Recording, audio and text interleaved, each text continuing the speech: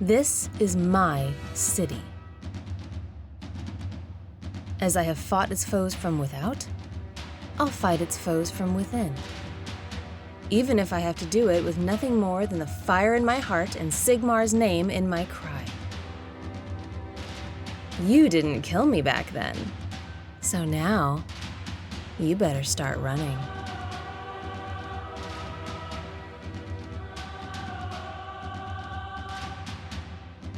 My name is Emelda Braskov. May the gods have mercy on your soul. For I have none to spare. Greetings, ladies and laddies, and welcome back to the realms of a cursed city. Before you go any further, I want to say a wholehearted thank you to the lovely Urban Nymph for giving Emelda a voice in this video. And if you would like to hear more of her serene voice, I'd encourage you to check out her amazing ASMR channel here on YouTube. Having painted range and magic in the last couple of videos, today we're going to paint someone who isn't afraid to get her hands dirty. Lady Commander Emelda Braskov.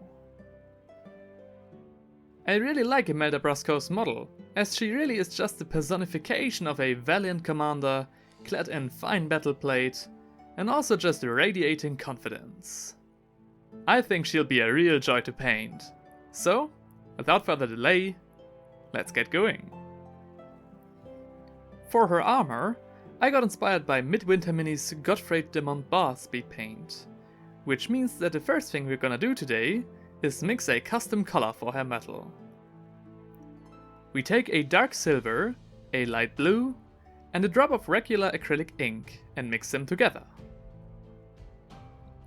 Then we quickly apply this on all of her metallic parts. Don't be shy from taking a big brush here and being really messy. There's nothing we have to look out for yet, except for all the metal being covered, so no worries.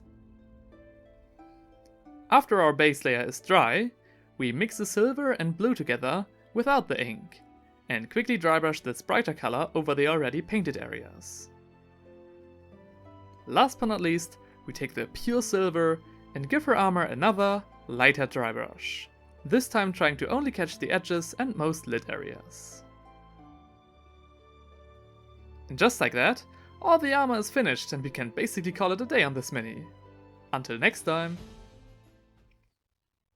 Okay, maybe there still is a bit to do. In the official paint shop by Games Workshop, Emelda wears really dark trousers, but I think that these would blend in with the armor too well.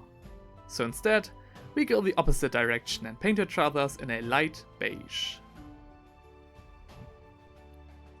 After the trousers, we take a pale dark brown and start painting the griffin or eagle she wears around her shoulders. Here we can treat the feathers basically the same way as we would treat fur, which means that we can quickly highlight it by dry brushing ever lighter getting colors over the base coat, starting with a mustard yellow, over to a light khaki and eventually a bright beige. Try to avoid the armor as best you can, but if you do hit it with this messy technique, don't worry, as we'll take care of it later. Now we come back to her front, and paint her gloves in a rich brown, again being brighter than GW's official color scheme. While we are at it, we can take a different color, in this case the same brown as we used for the trophy color, and paint the leather ribbons as well as a small pouch on her left leg.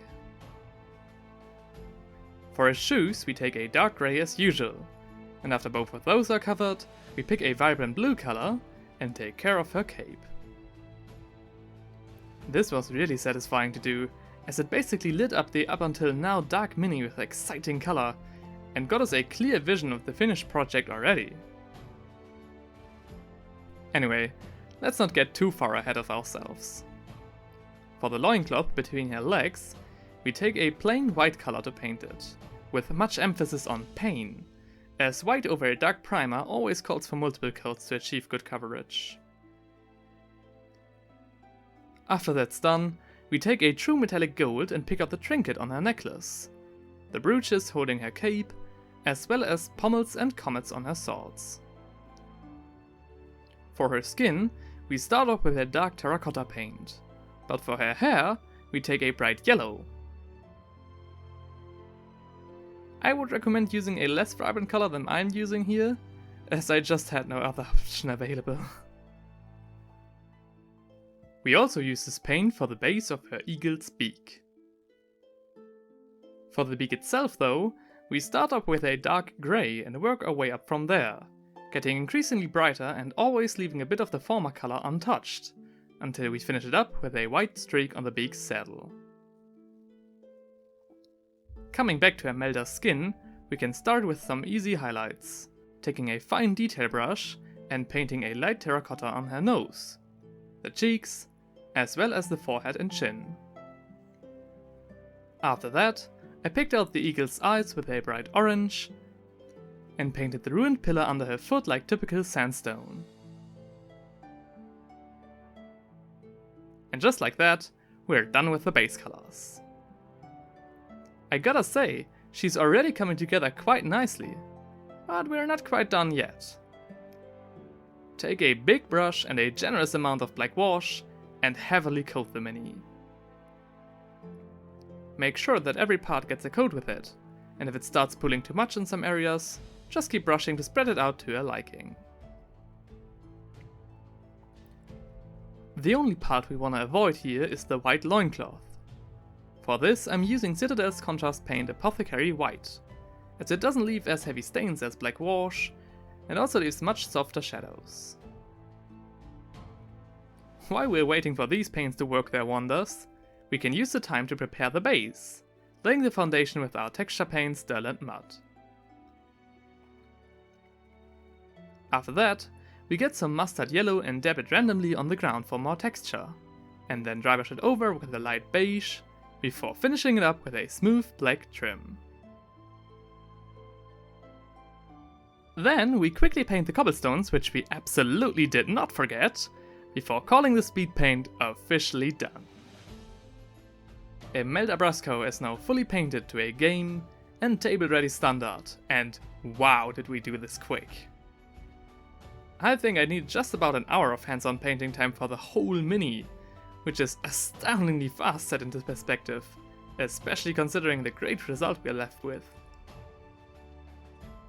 We could totally call it a day on this mini at this point, but I think there's still quite a bit of unscraped potential left here, which is why I'd like to use the next few minutes to show you guys a few slightly more advanced but completely optional steps to even further upgrade this already awesome looking mini.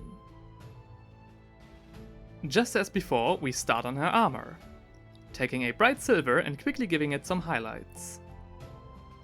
For this, we can use the light from our lamp shining on the mini as reference, and put on the paint everywhere where we see the most reflections.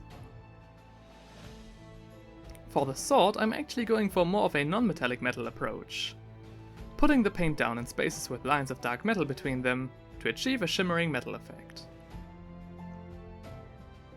We repeat this step with the golden ornaments, before taking a light beige to highlight the top-facing parts of her trousers. When highlighting the sharp folds of her gloves, we can just use the same brown as we used for the base coat, as the wash has it dulled down so much. For the leather ribbons and the pouch on her leg, we use the same rosy terracotta we used to highlight her skin. Moving on to the cape, we first take the vibrant blue to reinforce the color, but don't move too far down the creases, as we want to keep those areas dark and shadowy. Then we take a light sky blue and catch the very top of each fold. If this looks too plain to you, you can of course spice it up. There are literally no real limits, as you can see here in this picture right here, so if you want to go ham on a coat of arms and gilded embroidery, go for it. After the cape, we take the blue to pick out the gem in her trinket, getting lighter towards the sun, and finishing it up with a bright white dot.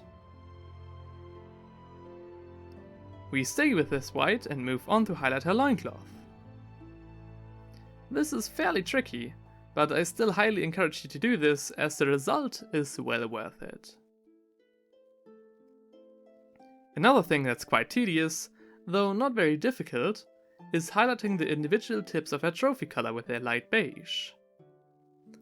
On the back, we thankfully don't have to pick out all of the feathers, as we only care about the ones facing the light, and leave the ones under the fold untouched, creating even more depth on the mini. We do basically the same with her blonde hair, highlighting the prominent strands with a very light khaki, and after that, take a very pale skin tone to give her face some extra highlights. If you feel up for it, you can take a Bordeaux red and freehand a simple two-tailed comet on their loincloth, which is great for more color on the mini and just a very nice detail in general. But no sweat. The only thing left are her eyes, and as these are very small and demanding to paint, there is no way I can film it properly, for which I'm really sorry. If you feel too intimidated by this, you can just skip this part, as Emelda will still look great, even if she can't look great. Finally, I planted a small bush in front of her feet, and with that, we're done! Despite being quite intimidated by her cast, and thinking that her paint job would surely cost me a great amount of time, the whole painting process was just so smooth sailing, and again, blazing fast as well. I really had fun painting her, and I hope that you enjoyed watching this video just as much. If you are following me along in this project with your own miniatures at home, you will have 4 of 9 heroes from the Cursed City box set done. Enough to play the game with all the necessary models fully painted. As always, I'll have a full guide in the description of the video, listing the exact paints that I used for this paint job. And should you have any questions, maybe a couple of suggestions, be my guest and share your thoughts in the comment section. By the way, as you're watching this, I'm currently not in my workspace, but taking some time off in southern Austria. Why is this important, you ask? Well, being in Austria, I finally have the chance to set up a stream, and I would love if you guys would come along. It'll be just a casual hobby hangout, where I paint some minis in real time, but also informing you about the projects I'm tackling next, so you guys will be able to vote right there and then about what I will do next. So if you've got some time and are interested in commanding the next course of this channel, I wholeheartedly invite you to come along and have a chat.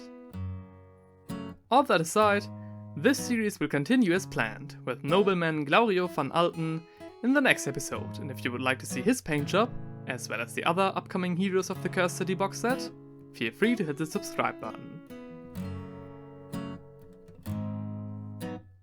As I am really looking forward to seeing you again in my next video. Until then, take care.